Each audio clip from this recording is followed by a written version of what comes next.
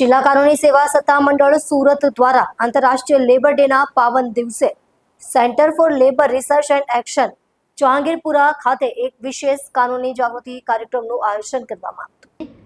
આ કાર્યક્રમમાં મજૂર વર્ગના લોકોને તેમના હકોથી માહિતગાર કરવા માટે જાણીતા એડવોકેટ શ્રી ભરતભાઈ પંડિત અને ભગવાન મહાવીર યુનિવર્સિટીની લો કોલેજના પ્રોફેસર દીપાલી મેડમે મુખ્ય માર્ગદર્શન પૂરું પાડ્યું હતું.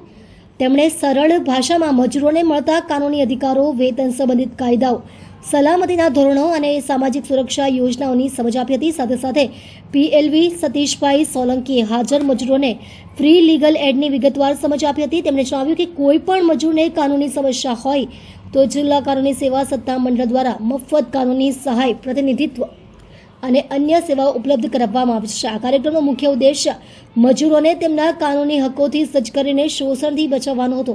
મજૂરોએ આ પહેલનું ઉષ્માભર્યું સ્વાગત કર્યું હતું અને ભવિષ્યમાં પણ આવા જાગૃતતા કાર્યક્રમો યોજવા જિલ્લા કાનૂની સેવા સત્તા મંડળને અનુરોધ કર્યો હતો.